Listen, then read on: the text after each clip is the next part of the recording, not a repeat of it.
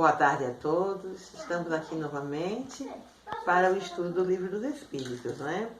Hoje nós estamos na pergunta 295, na página 145, para aqueles irmãos que quiserem nos acompanhar, não é?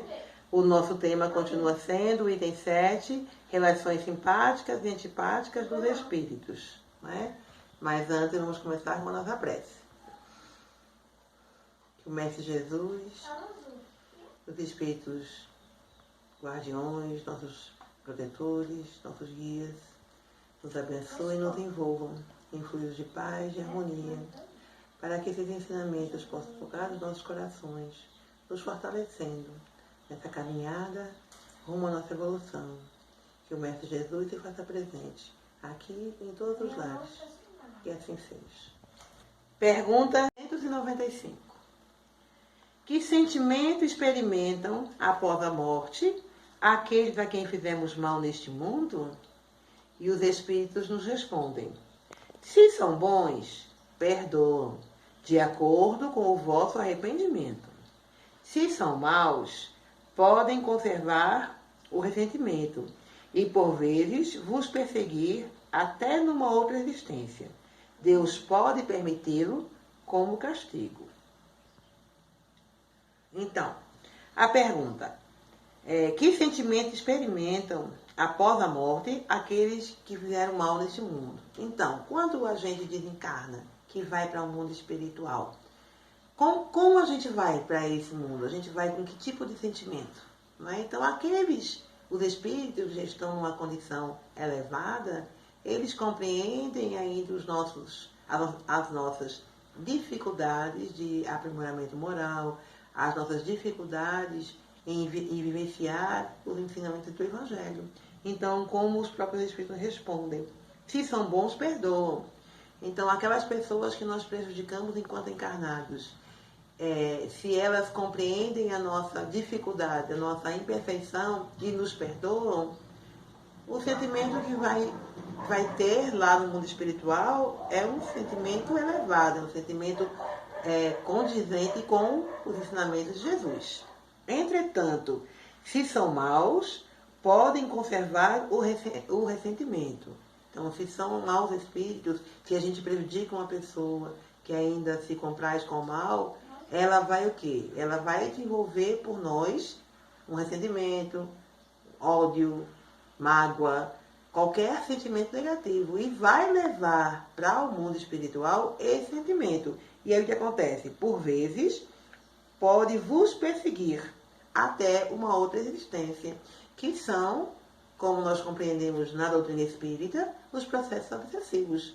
Nada mais são do que aqueles irmãos que nós prejudicamos, ou nessa vida, ou em encarnações anteriores, e que nos encontram enquanto espíritos, nos reconhecem espiritualmente e sabem que, apesar de estar em outro corpo, é o mesmo espírito que os prejudicou e agora procuram a reparação, procuram fazer a sua própria justiça, pois é assim que ainda a compreendem, né?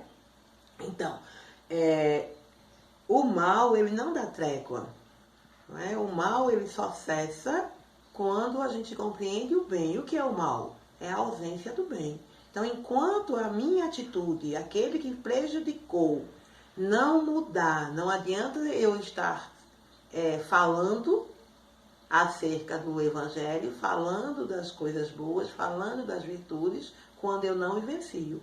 Porque o que faz com que a gente se eleve, o que faz que a gente mude a frequência que nós vivemos é a vivência, não é? É a prática do bem.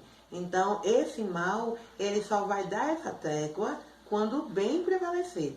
Então, na hora que aquele irmão que ofendeu começar a vivenciar os ensinamentos do Mestre, demonstrando o seu esforço no arrependimento e, consequentemente, na reparação, ele vai ser percebido por aquele obsessor que vai compreender que esse irmão está se esforçando e, talvez, pelo exemplo, procure também a sua melhora, não é? Então, resumindo, o sentimento que experimentam os espíritos no mundo dos espíritos desencarnados é o sentimento referente ao seu grau de elevação.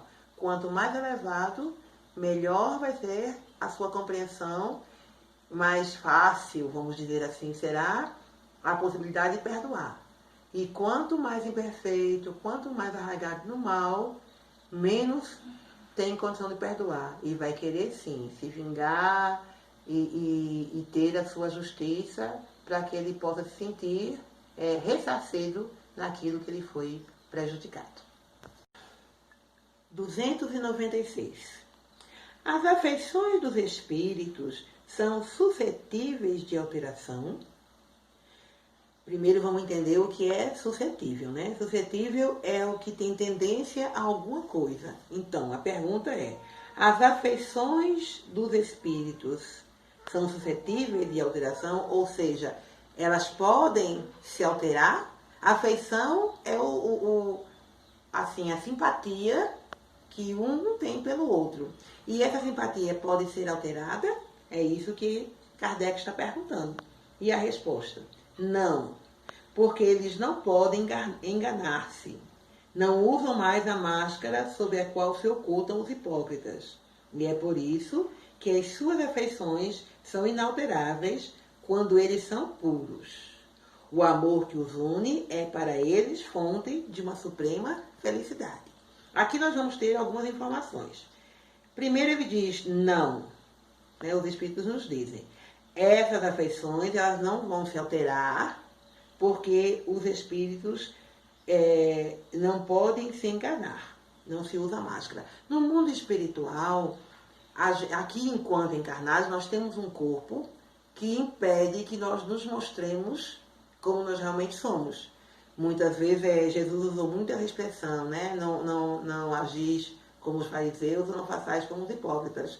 Ou seja, que, como o próprio Evangelho nos diz, que a sua palavra seja sim, sim, não, não, assim como a sua postura. Então, muitas vezes, as pessoas vivem de acordo com o ambiente que elas frequentam, não é? Então, se eu estou num lugar, em casa, com os meus familiares, aí eu me mostro como eu realmente sou, uma pessoa orgulhosa, arrogante, prepotente. E aí, no âmbito social, eu sou aquela pessoa cordial, educada, trato todo mundo bem. No mundo espiritual, isso não é possível, porque o corpo não limita. Nós somos aquilo que nós somos. Nós, enquanto espíritos, somos transparentes. Nós realmente nos mostramos. Não existem máscaras, como existe aqui no mundo material. Não é? Essa é a primeira postura. A segunda é que os espíritos, quando eles são puros, os espíritos elevados, eles são unidos pelo amor. Então, o único sentimento que move um espírito que já vive nessa condição de total compreensão do Evangelho é o amor. Então, toda a ação dele é fundamentada no amor, não tem outra ação. Ele não vai agir com esse diferente daquele, não. Toda a ação dele, o fundamento é o amor. O amor é que une, o amor é que move os sentimentos. Já os espíritos inferiores, nós imperfeitos, né, que nem estamos aqui nesse plano de prova e expiação, as nossas afeições, elas são suscetíveis, sim, não é? Nós vivemos num mundo onde muitas vezes a gente gosta ou não gosta de uma pessoa, ou tem afinidade ou não tem, pela situação em que se encontra naquele momento, porque pensa igual a gente ou porque não pensa igual a gente, não é? Então, a gente ainda não está nessa condição de fundamentar todas as nossas afeições, todos os nossos relacionamentos no amor. Ainda existem outras ações, outros sentimentos que nos movem, não é? E aí nos impedem de sermos verdadeiros, né? De sermos transparentes, não é isso? Então, por sermos suscetíveis, não é? Muitas vezes, quando somos ofendidos, nós devolvemos a ofensa. Como somos agredidos, devolvemos a agressão. E Jesus nos ensina o quê? Que nós temos o outro lado, né? A outra face, que possamos agir de uma outra forma, não devolvendo essa ofensa, não devolvendo a agressão, não devolvendo a injúria, e sim compreendendo a postura do outro. tentando entender, né, sendo indulgente em relação ao outro, não é? Então, isso é um esforço grande que nós precisamos fazer diário para vivenciar esses ensinamentos. Não cai do céu, ninguém se transforma porque vai dormir e acorda outra pessoa. São aquisições, não é? Aquisições do espírito que conquista através desse grande esforço de viver no bem. E esse esforço, ele está todo pautado em suplantarmos o nosso egoísmo, né? O nosso individualismo e pensarmos enquanto fraternidades, desenvolvermos esse amor, esse sentimento de fraterno, esse sentimento de sermos uma grande família e olharmos o outro como irmão. Porque muitas vezes no âmbito familiar a gente vai, eu não vou nem discutir porque eu não vou perder meu tempo. Só que com a pessoa que não é do nosso laço íntimo, a gente discute por motivos assim fúteis. Então que a gente possa se esforçar, né? É um esforço, não é? É uma luta diária, uma luta que não é fácil, é uma conquista de equilíbrio, de serenidade, especialmente nesse momento em que estamos aqui confinados, não é? Contando com o amparo e o apoio dos queridos, das pessoas que nos rodeiam, que a gente possa se esforçar para que as nossas afeições elas sejam verdadeiras, sejam concretas e sejam fundamentadas no grande amor que Jesus tem nos dado como exemplo, já que Ele é o nosso modelo e guia. E cada um de nós se fortaleça nesse momento, olhe ao lado, perceba aquele irmão que está ali e que esse momento não é fácil nem para ninguém, não está sendo fácil para muita gente. Muitas pessoas têm a dificuldade de conviver assim como nós estamos, né? Resguardados dentro de casa, mas com esse vislumbre de que é para o nosso bem, que tudo o que acontece é com a permissão de Deus e é para a nossa transformação e elevação espiritual. Que a gente possa refletir sobre esses ensinamentos, sempre com essa percepção de que tudo que nós estamos fazendo agora é plantação para a colheita que nós teremos no futuro e que essa colheita seja de boas sementes. Agradecemos aos nossos irmãos e vamos fazer a nossa prece final. Amado Deus, Mestre Jesus, espiritualidade amiga, nosso irmão Abdu, nosso dirigente espiritual. Agradecemos, Senhor, humildemente a oportunidade que nos dá de estarmos aqui através da internet, trazendo o esclarecimento à luz da doutrina espírita. Que Tu possa, Senhor, fortalecer a cada um de nós, trabalhadores da Tua seara, assim como a todos que estão nos assistindo. Que a Tua paz, que a Tua luz, que a Tua harmonia nos envolva, para que possamos, Senhor, nos fortalecer a cada dia, percebendo a Tua presença, percebendo o amparo divino do nosso Deus. E assim, certos de que tudo que acontece é para o nosso crescimento espiritual, termos a perseverança e a determinação de passarmos por tudo que seja necessário, que as provas venham e que possamos vencê-las com o seu amparo, com o seu amor. Que assim seja.